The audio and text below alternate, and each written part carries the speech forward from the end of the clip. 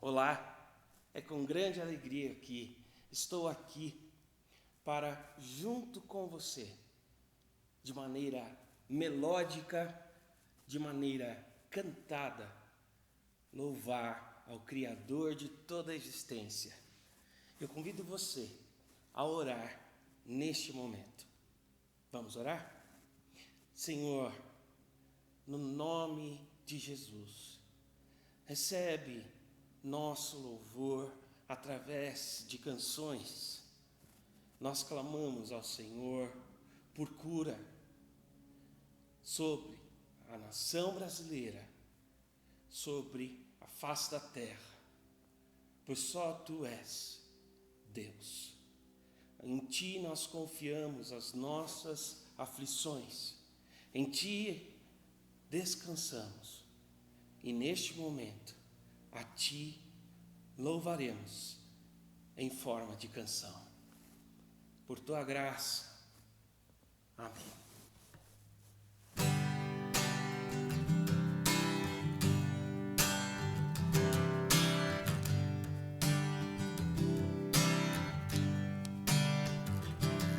Cantai ao Senhor um cântico novo, cantai ao Senhor todas as terras, cantai ao Senhor, bendizei o seu nome, proclamai a sua salvação, anunciai entre as nações a sua glória, entre todos os povos as suas maravilhas, porque grande é o Senhor e muito digno de ser louvado, mais temível do que falsos deuses, glória e majestade estão diante dele, moça e formosura no seu santuário, glória e majestade estão diante dele, força e formosura no seu santuário.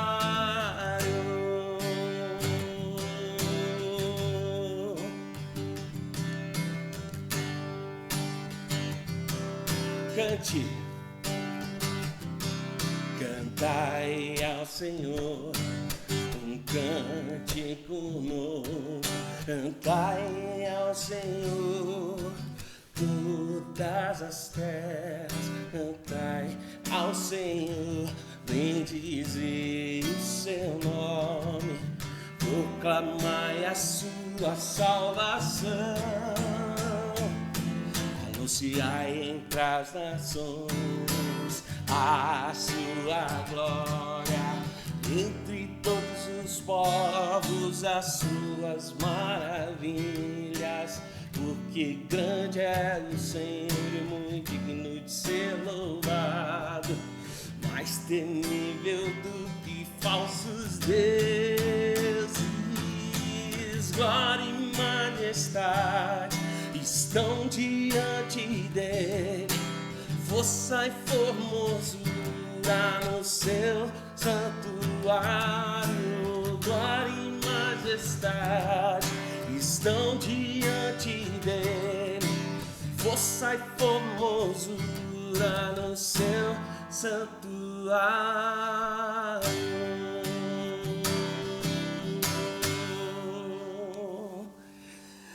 A cada dia você pode, sim, você pode descansar e pode chegar diante do Senhor, assim como está escrito, no seu quarto, em secreto, e dizer: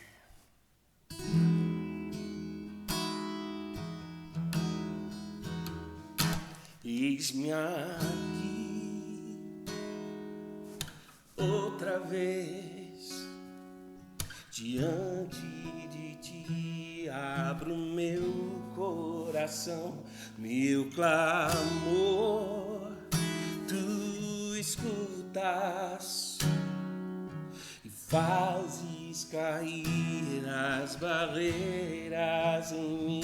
És fiel, Senhor, e dizes palavras de amor e esperança sem fim.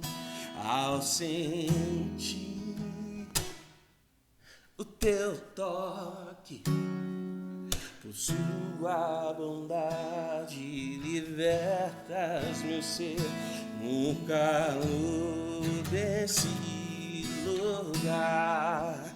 Eu venho me derramar, dizer que te amo, me derramar, dizer te preciso, me derramar, dizer que sou grato, me derramar, dizer que és bondoso.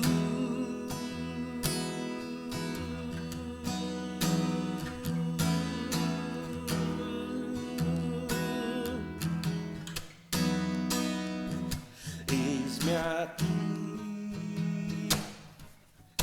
outra vez diante de ti, o meu coração, meu clamor, tu escutas e fazes cair as barreiras em mim. És fiel, Senhor, e dizes palavras de amor e esperança sem fim. Ao sentir o teu toque, por tua bondade libertas meu ser no calor desse lugar. Eu venho me derramar, dizer que te amo, me derramar, dizer te preciso, me derramar, dizer que sou grato, me derramar, dizer que és formoso.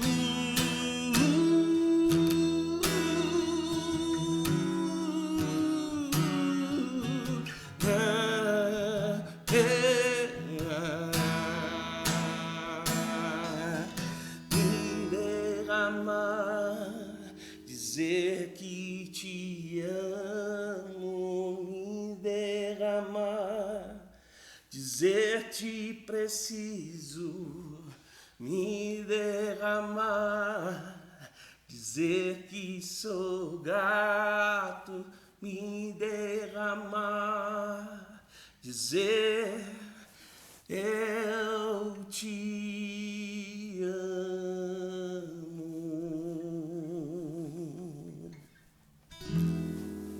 Senhor,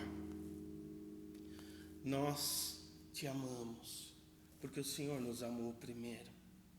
Tu és a nossa esperança. Em ti podemos descansar em meio às tempestades. Pai, que agora a tua palavra venha aos nossos corações e que os nossos corações sejam como um solo fértil e que gerem frutos dessa semente que será lançada através da tua palavra proclamada. Em nome de Jesus. Amém.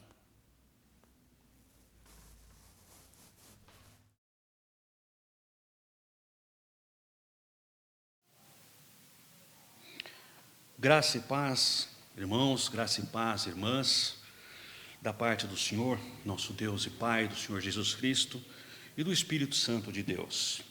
É bom mais uma vez podermos compartilhar a palavra de Deus com os irmãos, procurar expor, procurar extrair do texto bíblico aquilo que Deus tem falado ao nosso coração nos últimos tempos e dividir isso com os irmãos na esperança de que Deus também fale com vocês, que Deus também alimente vocês com a palavra, como nos tem alimentado.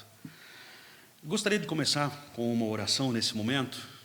Vamos nos dirigir a Deus e pedir a iluminação do Espírito para que nós entendamos o que Ele tem a dizer. Pai querido, obrigado por esse momento, obrigado, Senhor, por esta oportunidade que o Senhor nos dá de abrirmos as Escrituras e buscarmos nelas, ó Deus, a Tua palavra. Dá, Senhor, uma palavra para o nosso coração hoje, uma palavra de consolação, de libertação, de exortação, de cura, Senhor. Em nome de Jesus, fala conosco. Amém. Meus irmãos, é muito difícil deixarmos de pensar no mundo de hoje, no contexto atual, sem concluirmos ou sem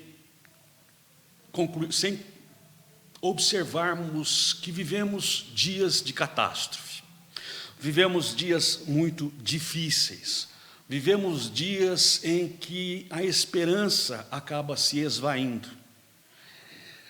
Se formos sinceros conosco mesmos, se formos sinceros com a nossa consciência, nós não podemos negar que não estamos vivendo, não podemos dizer que não estamos vivendo nos piores momentos da história da humanidade, da história do nosso país.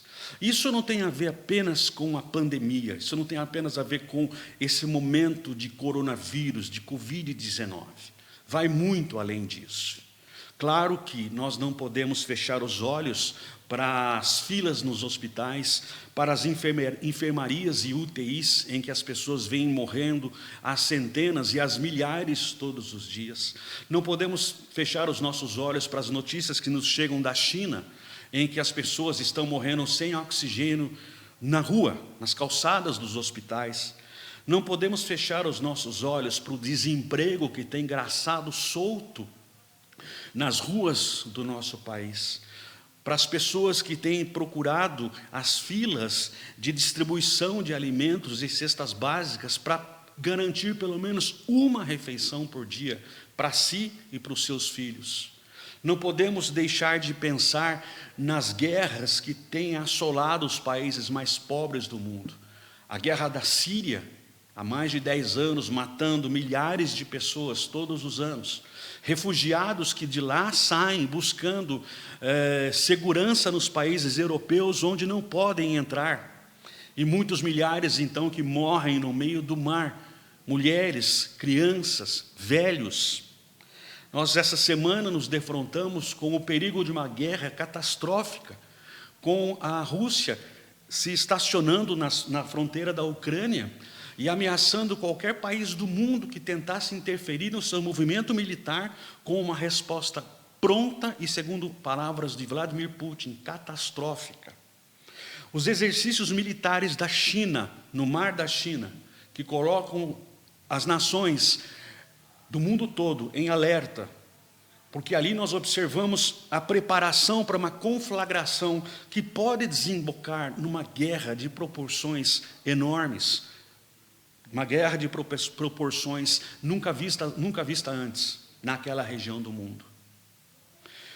O Brasil, com um altíssimo índice de desemprego, violência para todos os lados, violência doméstica, mulheres que apanham de forma selvagem dos seus maridos, violência contra crianças, crianças que são mortas dentro de casa pelos próprios pais, sem defesa, pornografia infantil, tráfico de mulheres, insegurança nas ruas, o fato de você sair de manhã para trabalhar e não saber se vai voltar com vida, ou o seu ente querido sai para trabalhar e você não sabe se ele vai voltar, porque a todos os dias nós vemos notícias de espancamento, de violência sexual e de morte nas ruas do nosso país. E poderíamos ficar aqui horas descrevendo uma situação melancólica pela qual está passando o homem moderno. Poderíamos falar de desgraça o tempo todo aqui.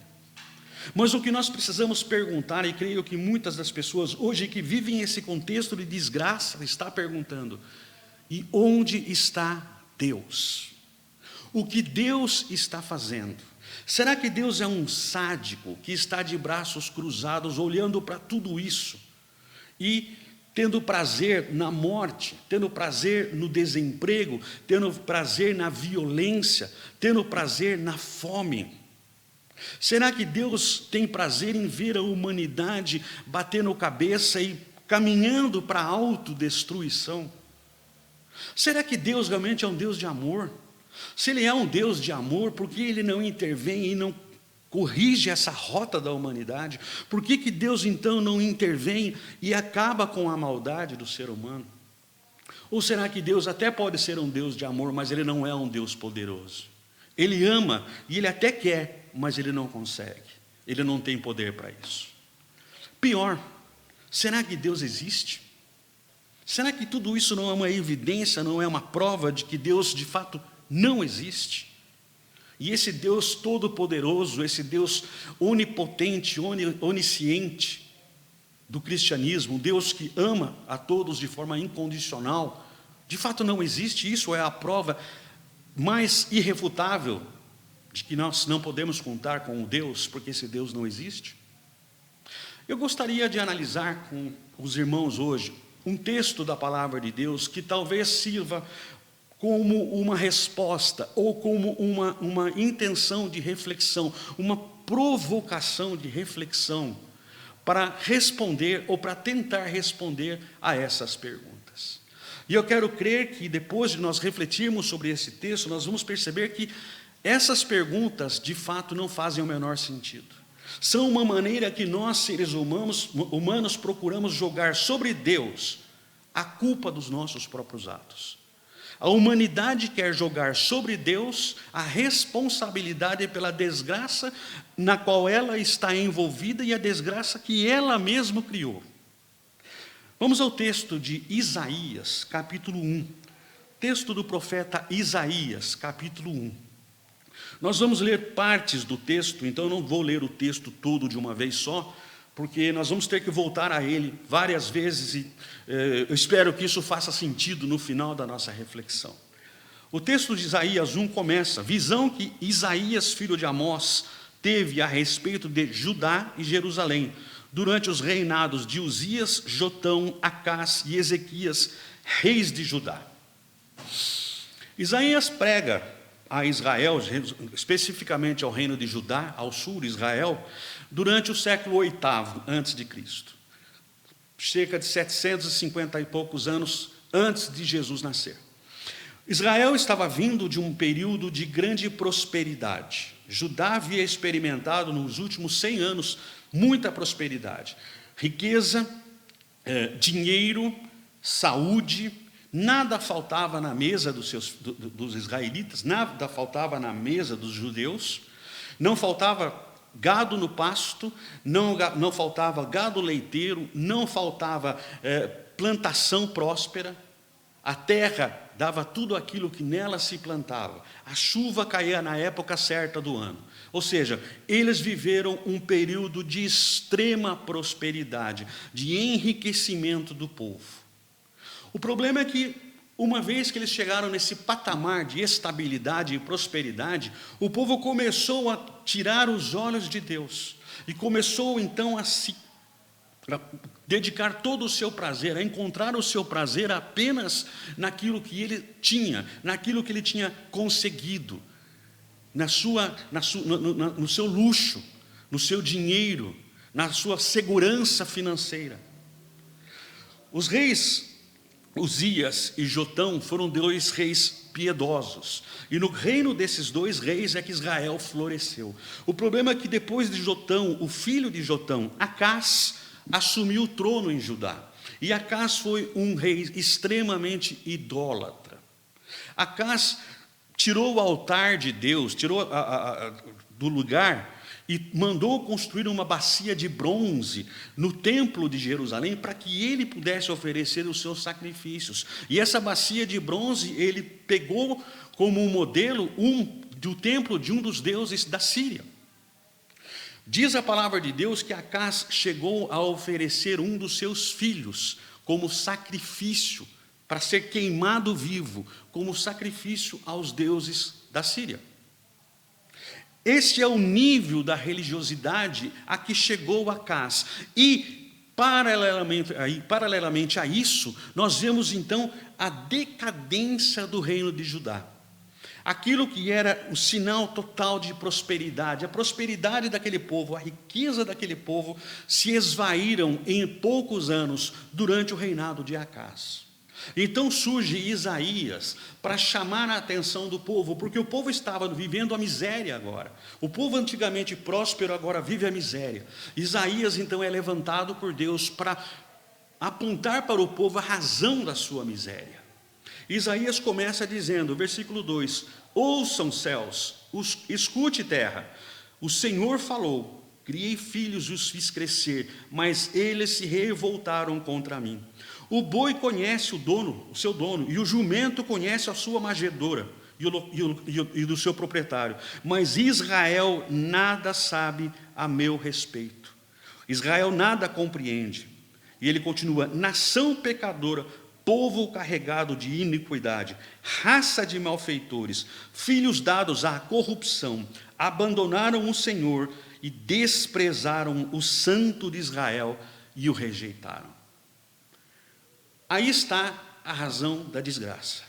Isaías está dizendo: olha, o boi conhece o seu dono, o jumento conhece o seu dono, sabe onde fica a manjedoura, sabe onde é que vai comer. Mas Israel não sabe de nada, ele é pior do que o boi, ele é pior que o burro, ele é pior que o jumento, porque ele não sabe mais qual é a sua fonte de alimento e a sua fonte de proteção, que até pouco tempo ele entendia que era o Senhor, o Deus de Israel. Agora ele já não mais quer o Senhor. Eles abandonaram o Senhor e desprezaram o Deus de Israel. Eles o rejeitaram. E ao rejeitarem o Deus de Israel, eles passam a viver então um período agora de extrema carestia, pobreza, doença. A prosperidade acabou, a riqueza acabou, o dinheiro acabou, a saúde acabou. Agora é época de dor, agora é época de pobreza, agora é época de doença, agora é época de carestia, agora é época de seca.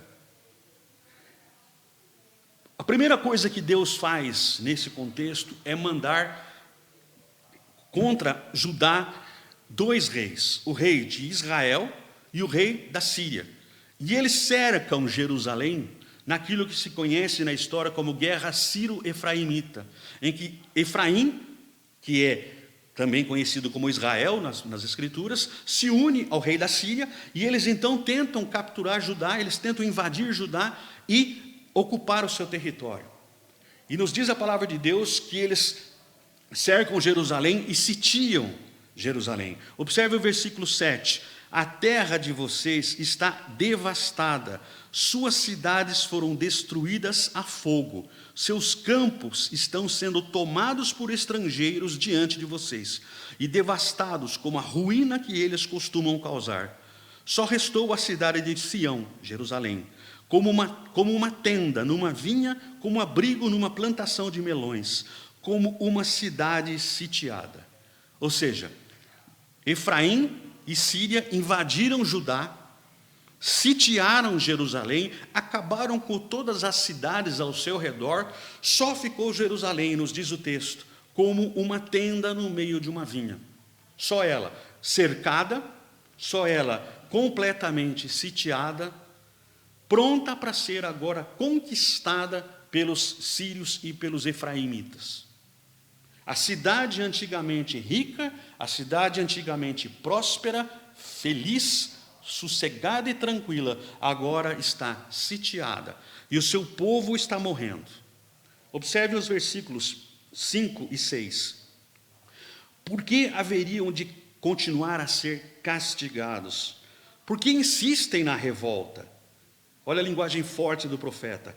A cabeça toda está ferida, todo o coração está sofrendo, da sola do pé ao alto da cabeça não há nada são, somente machucados, vergões e ferimentos abertos, que não foram limpos, nem enfaixados e nem tratados com azeite. A imagem é forte. é a imagem de um corpo tomado de chagas, da cabeça até os pés, feridas abertas, sangrando, vertendo pus, sem qualquer tipo de tratamento. Essa é a imagem forte que Isaías usa para falar de Jerusalém, para falar de Judá, para falar do povo que abandonou o seu Deus, no momento em que era mais próspero e feliz, virou as costas para o seu Deus, e agora é um povo abandonado, ferido, machucado, esfolado e completamente sitiado. Continuando o texto, nós vemos a partir do versículo 10, como é que esse povo, diante dessa situação, tentou resolver o problema. Governantes de Sodoma, Isaías falando contra o povo, contra Jerusalém. Governantes de Sodoma, ouçam a palavra do Senhor. Olha, Deus chama o seu povo, Ele equipara o seu povo com Sodoma e Gomorra, que são dois ícones de pecaminosidade nas escrituras do Antigo Testamento. Governantes de Sodoma, ouçam a palavra do Senhor. Vocês, povo de Gomorra, escutem a instrução do nosso Deus. Por que vocês me oferecem tantos sacrifícios?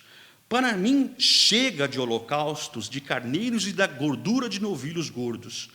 Não tenho nenhum prazer no sangue de novilhos, de cordeiros e de bodes.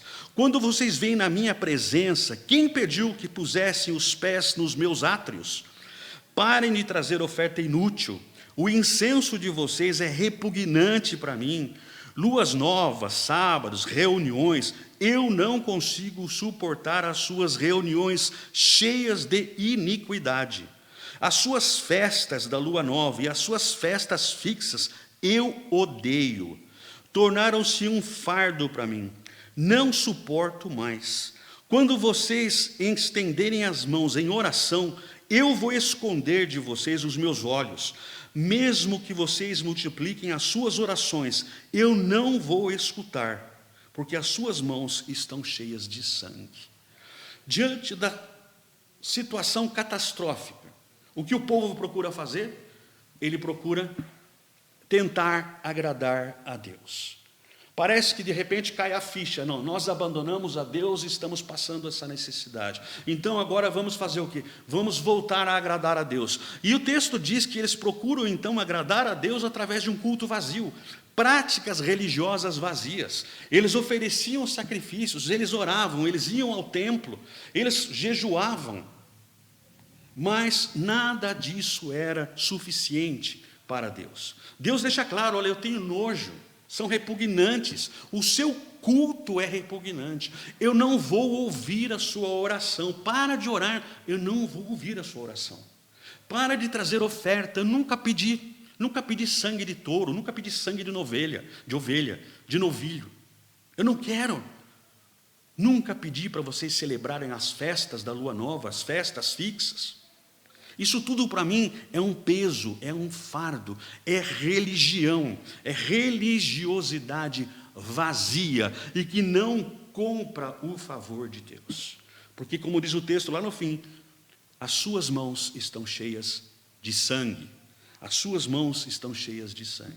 E é este sangue que está nas suas mãos, é esse sangue que está nas suas mãos que acaba me afastando de vocês.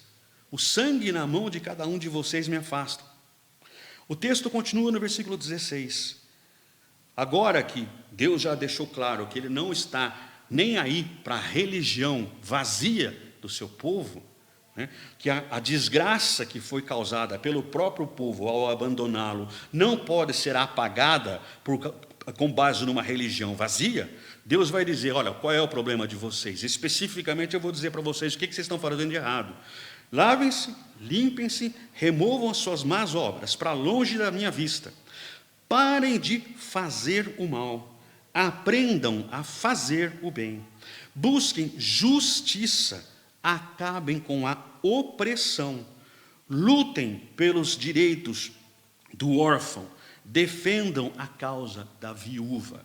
Versículo 21. Vejam como a cidade fiel se tornou prostituta. Antes, cheia de justiça e habitada pela retidão, agora está cheia de assassinos. Sua prata tornou-se escória, seu licor ficou aguado.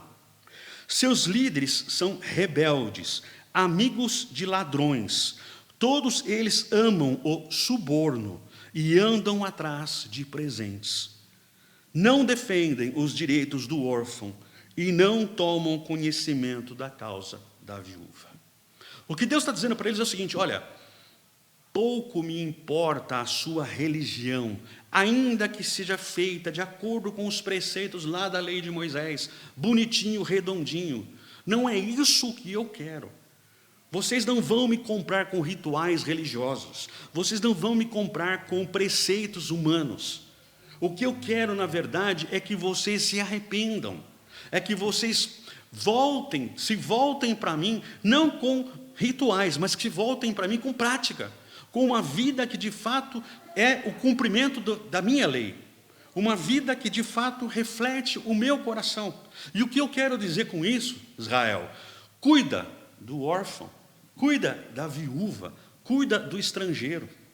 Observem o seguinte: viúvas, órfãos e estrangeiros pertenciam às classes mais vulneráveis, né, do povo. Era gente que não tinha nenhum tipo de apoio financeiro. Não havia previdência social naquela época. Os estrangeiros procuravam refúgio em Israel, fugindo da violência dos seus países, e se instalavam junto com os judeus. Mas muitas vezes eram discriminados pelos judeus, que se achavam mais importantes e melhores que os estrangeiros, então não lhes davam condições de serem assimilados na sua sociedade.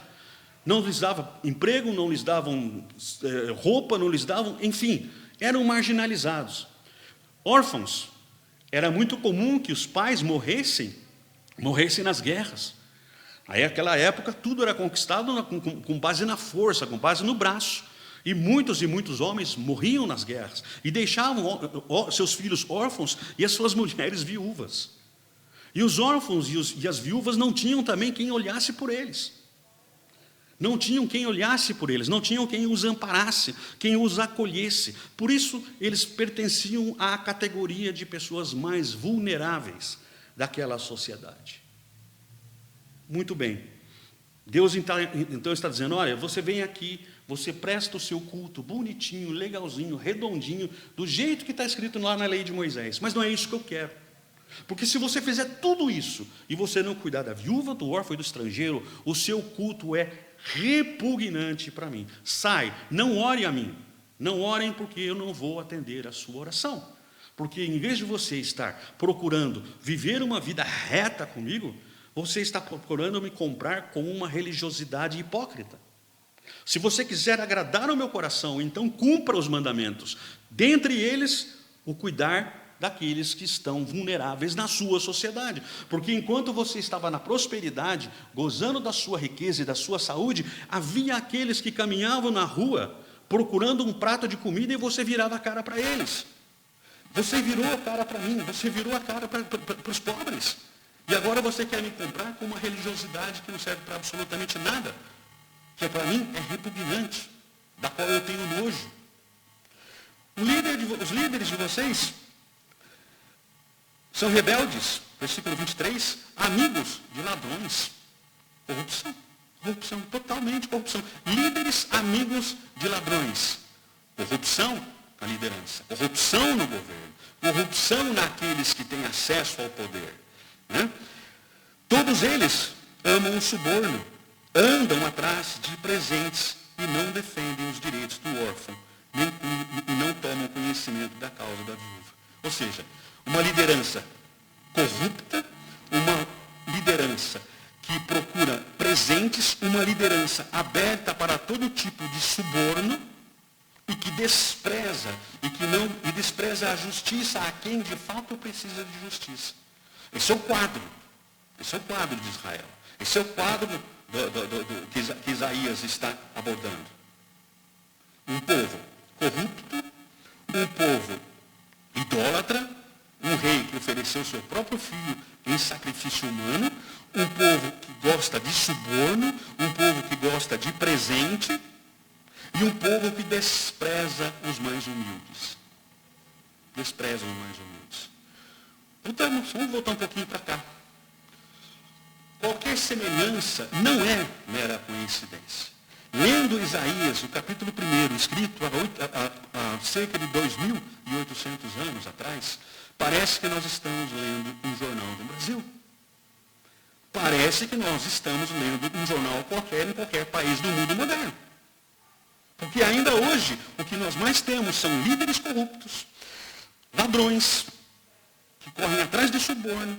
O que nós mais temos hoje é gente pobre, procurando um prato de comida. Se você vai a uma feira em São Paulo, você vê criança disputando prato de comida com cachorro na xepa. Esse é o nosso mundo. Nós não somos diferentes de Israel do século VIII antes de Jesus, século VII antes de Jesus. Nós somos exatamente assim. E nós procuramos agradar a Deus com uma religião. Os templos, há uma luta enorme para abrir os templos no meio da pandemia.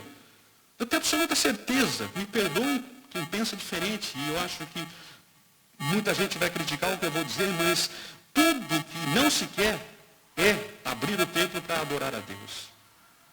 O que se quer é abrir os templos, sem falar na desonestidade de alguns, mas é porque pensa-se que somente se pode adorar a Deus no templo, ou somente se pode praticar a religião bíblica no templo.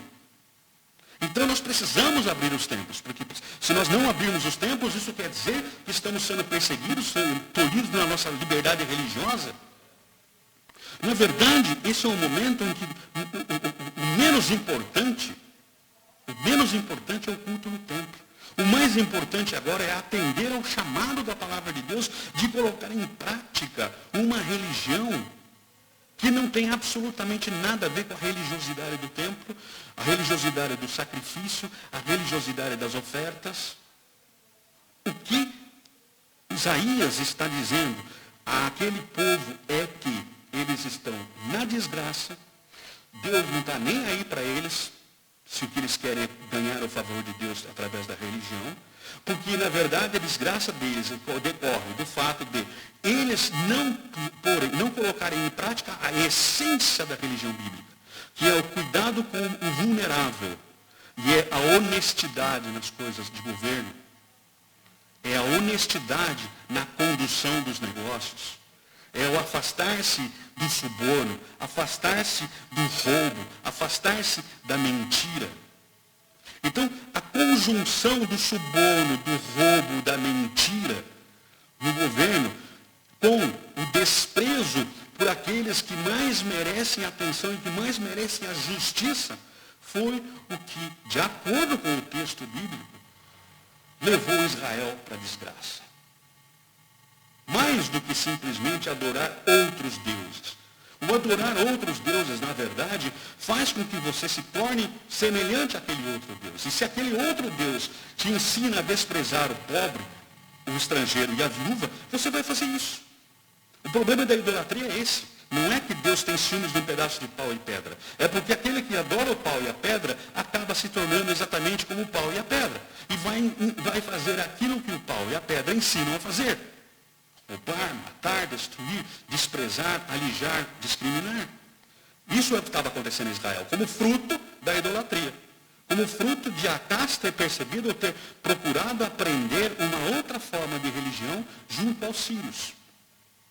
E então, tudo isso veio a reboque.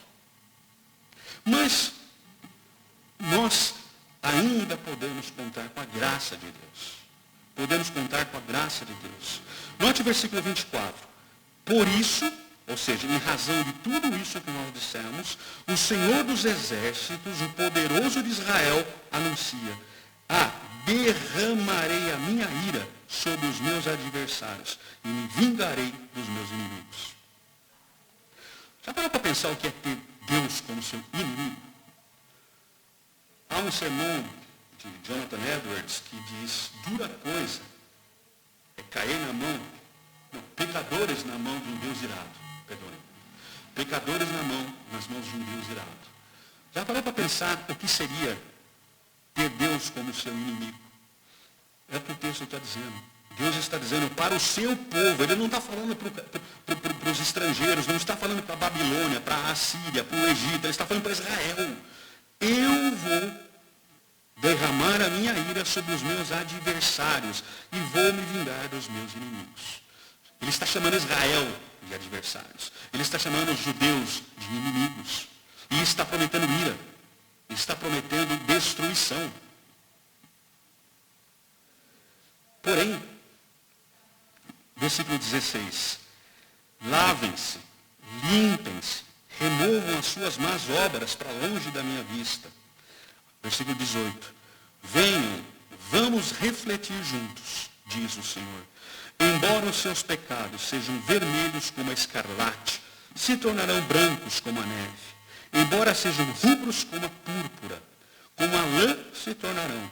Se vocês estiverem dispostos a obedecer, comerão os melhores frutos dessa terra. Mas, se resistirem e se rebelarem, serão devorados pela espada, pois o Senhor é quem fala. No meio de toda essa podridão, no meio de toda essa desgraça, de toda essa rebeldia, de todo esse pecado, Deus ainda está aberto a tratar o povo com graça e com misericórdia. Ele retarda a sua ira. Ele não derrama a sua vingança sobre Israel, assim como ele está dizendo que vai fazer. Antes disso, ele começa dizendo, venham, vamos conversar, vamos discutir. Ainda que o pecado de vocês esteja vermelho como escarlate, eu vou tornar branco. Vamos apenas sentar e conversar. Se vocês quiserem, versículo 19, se estiverem dispostos a obedecer, vocês já vão comer o melhor fruto dessa terra. Ou seja, eu vou devolver vocês para a época da prosperidade de novo, mas vocês têm que estar dispostos a obedecer. Eu estou aqui disposto, aberto para conversar com vocês. E se vocês conversarem comigo e aceitarem a minha proposta, e estiverem dispostos a obedecer ao que eu estou propondo, vocês vão voltar a ser prósperos. Porém, é a opção de vocês, versículo 20. Se resistirem e se rebelarem, serão devorados pela espada. A sentença final. Você tem a opção de voltar-se para mim ou se rebelar. Se você se voltar para mim, eu vou fazer com que você coma do melhor fruto dessa terra. Volte-se para mim e obedeça. Agora, se você não quiser, você vai ser devorado pela espada. Ninguém vai poder dizer que eu não avisei antes. Ninguém vai poder dizer que eu não falei nada antes. Você não vai ser pego de surpresa. Nós sabemos que Israel ainda passou por mais 100 e poucos anos antes de ser devorado pela espada da Babilônia. Porque nesse período alguns outros reis se levantaram, foram fiéis a Deus, outros se levantaram, não foram fiéis. E Deus foi segurando a sua espada, Deus foi segurando a sua ira, Deus foi segurando o seu desejo de vingança contra os seus inimigos. Ou seja, apesar de tudo, o que resplandece na palavra de Deus é a graça de Deus. Israel estava completamente ferido, machucado, feridas abertas e não tratadas. Procurava cambaleando, agradar a Deus com a sua religião vazia. Como se Deus fosse impressionável. Deus mostra para eles que o problema deles não é falta de religião. O problema deles é falta de obediência à sua palavra. É falta de amor. Você não ama o pobre, você não ama a viúva, você não ama o estrangeiro. Ou seja, você não ama o necessitado entre o seu povo. Pouco importa a sua religião, Israel. Pode ser uma catedral, pode ser um templo cheio de ouro, safira. Não me interessa. O que me interessa, Israel, é o amor, é o cuidado. E esse amor se traduz no cuidado. O que me interessa, Israel, é que você afaste seus governantes da corrupção. O que me interessa, Israel, é que você não viva mais para a corrupção. Que você não viva mais para o suborno. Para que você não viva mais para a mentira, para o roubo, Israel. Acaba com isso. Acaba com a falta de amor. Estende a tua mão para o vulnerável. E acaba com o roubo, com a corrupção, com a mentira. E então sim, você vai voltar a ser uma nação próspera. Você vai voltar a ser um povo que vai comer do melhor dessa terra. Eu te dou essa opção. Eu te dou essa oportunidade. Minha espada está erguida, mas eu vou segurar até o último segundo. Te dou a opção, te dou a chance. Os irmãos, isso foi o que Deus falou para Israel. E eu não tenho absoluta dúvida, não tenho dúvida alguma que Deus ainda continua a falar a mesma coisa para o mundo moderno. A palavra de Deus é viva e ela é eficaz. A palavra de Deus não muda. E aquilo que Deus falou naquela época, Ele continua falando hoje. Deus não mudou. A graça de Deus nos alcançou e nos resgatou, mas isso não quer dizer que Deus não trata com juízo quando nós nos desviamos dessa graça. Aqui não estou falando do pecado individual, meu, seu, mas sim do pecado da humanidade. Existe uma dimensão de pecado que não é o pecado do João, da Maria, do Fernando. É o pecado do Brasil. É o pecado dos americanos. É o pecado da humanidade. E Deus, eu não tenho dúvida, está tratando a humanidade agora de acordo com o seu pecado. Pandemia, fome, violência, catástrofes naturais, tudo isso se aproxima muito do momento de desgraça que Israel estava vivendo ali na época de Isaías e que Israel iria viver ainda um século e meio depois, junto aos babilônios. Tudo isso que nós vivemos hoje no Brasil e no mundo são evidências de que Deus está assim atento, que Deus está assim observando, mas que Deus não vai necessariamente se impressionar com a nossa conversa fiada. Deus não vai se impressionar com a nossa religião. Deus não vai se impressionar com a nossa teologia. Deus não vai se impressionar com a nossa doutrina. O que Deus faz, o que impressiona o coração de Deus, é um coração obediente e disposto a colocar em prática aquilo que nós aprendemos da palavra de Deus. A Bíblia é clara, não há necessidade de maiores divagações doutrinárias para que nós entendamos que o que Deus quer é que nós pratiquemos a misericórdia, vivamos a justiça. O que Deus quer é que nós levemos o Evangelho, não apenas de palavra, não apenas de culto, não apenas de estruturas eclesiásticas, não apenas de teologia, mas um Evangelho prático, que vai buscar naquele que mais precisa de Deus. Naquele que mais precisa de Deus. Vai buscar para ele, vai buscar ofertar a ele aquilo que Deus tem a dar para ele através de nós. Deus escolheu abençoar a humanidade através de nós. E quando nós não abençoamos ou retemos para nós a bênção que Deus nos deu para compartilhar com a humanidade, nós estamos cometendo o mesmo pecado de Israel. Corrupção, mentira, suborno, são palavras que ocupam 90% de qualquer jornal do Brasil hoje. Não vamos falar do quintal dos outros, vamos falar do nosso. Corrupção, suborno, violência, sangue. Nós não podemos fugir disso. Pobreza, desprezo, discriminação. Crianças. Nunca antes nós tivemos tanta notícia de criança sendo agredida fisicamente, psicologicamente, sexualmente. Criança sendo morta. Mulheres vulneráveis apanhando dos seus maridos, sendo desprezadas. Nunca antes nós vivemos um momento de tamanha insegurança nas ruas. Nunca antes nós vimos tanta sujeira em nível de governo. E aqui, governo, diga-se governo em todas as esferas, todos os partidos. Não tem esse negócio de corrupto e não corrupto, é tudo corrupção. Jesus foi claro, pelo fruto você conhece a árvore.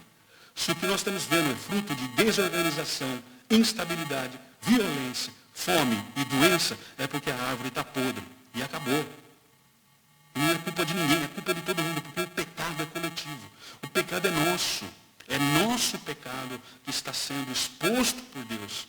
Deus está trazendo à tona, como uma ferida aberta, Ele está apertando para trazer toda a nojeira que está lá dentro e mostrar para nós, seres humanos, a feiura e a profundidade do nosso pecado. Isso tudo que está acontecendo não é obra do acaso. Deus está deixando. É como se Deus estivesse segurando até aqui o trem, e o trem não quer ficar seguro, então Deus solta a mão. E o trem descarrila e vai embora. Caminha fora. É o que está acontecendo com a humanidade. Até agora Deus vem segurando. Até agora Deus vem apalpando aqui, acolá, segura aqui, segura lá. Deus está abrindo a mão. Romanos é claro. Paulo é claro na carta aos Romanos, capítulo 1. Porque abandonaram ou desprezaram o conhecimento de Deus, Deus os entregou a uma disposição mental reprovável para fazer isso. Ou seja, o homem abandonou Deus. Israel virou as costas para Deus e foi jogado na desgraça. O homem moderno virou as costas para Deus e está colhendo os frutos disso, vivendo no chiqueiro da desgraça. Deus está usando o seu juízo sobre a humanidade. Mas ainda há o convite da graça. Nem tudo está perdido. Existe o convite da graça. Venha, vamos refletir. Ainda que o pecado de vocês seja severo e grave, vermelho como a escarlate, vai se tornar branco como a mais pura lã. Se vocês quiserem me obedecer, venham, me obedecem, porque vocês vão comer do melhor dessa terra. Agora, se vocês não quiserem, é a opção de vocês. Deus não vai forçar. Deus dá a opção. A gente escolhe de um lado ou escolhe do outro. E a humanidade tem feito a sua escolha século após século. Ano após ano, a humanidade vem coletivamente fazendo a sua escolha e vem coletivamente, então, colhendo os resultados, os frutos da sua escolha. A graça de Deus ainda está, a oportunidade ainda está aberta. O ano da graça do Senhor, como nos disse Jesus, ainda está correndo. Mas vai chegar um momento que Deus vai fechar a porta da graça. E aí não vai ter retorno mais. Portanto, meu irmão, portanto, minha irmã, vamos nos apegar à graça de Deus. Olhar para a nossa vida, para ver se nós não estamos também, como Israel, nos desviando de Deus e colaborando um pouquinho que seja para a desgraça da humanidade inteira. Não apenas da nossa situação.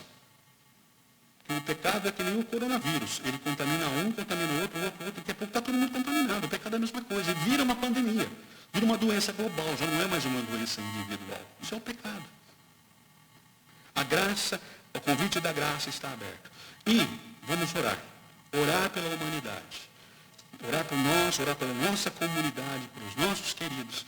E orar muito pelo ser humano, pela humanidade. Porque, ao que tudo indica, o tempo está acabando. Ao que tudo indica, logo o Senhor vai falar, acabou. Agora eu vou tratar com os meus inimigos. Agora eu vou tratar com os meus adversários.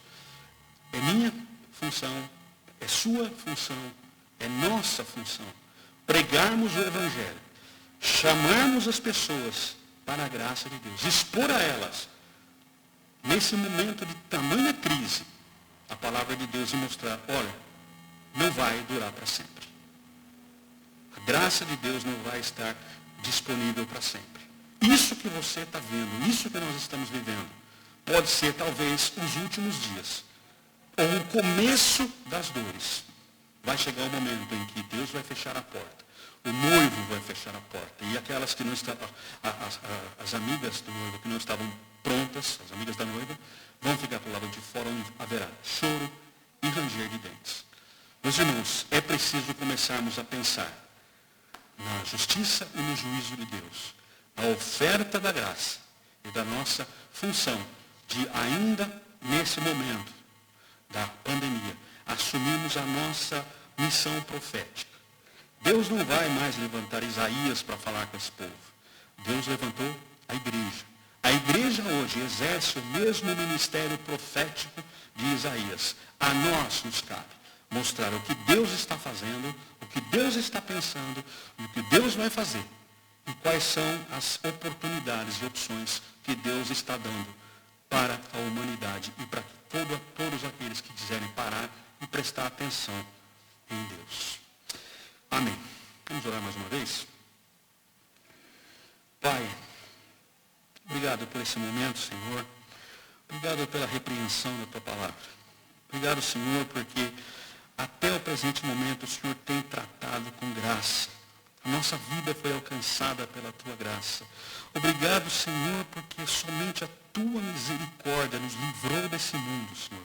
Nos livrou dessa podridão toda.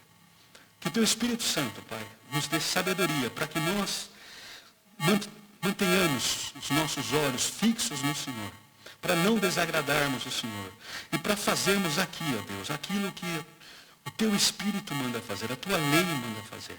Cuidar daqueles, ó Deus, que carecem do teu amor, carecem do teu cuidado. os vulneráveis, Senhor, aqueles que estão passando necessidades nesses momentos. Que nós possamos encarnar, ó Deus, o amor do Senhor Jesus e andar no meio desse povo, abençoando, pregando, curando, Senhor, libertando e mostrando a grandeza do teu reino. Oferecendo para eles, ó Deus, a opção pela graça ou a opção pela escolha própria deles. Mas que nós, ó Deus, tenhamos a consciência de que a nós nos cabe pregar o evangelho da graça, falando também do evangelho do juízo, Senhor. Abençoa-nos, ó Deus, nesse mistério. Abençoa-nos, Senhor, nessa função, em nome de Jesus. Amém.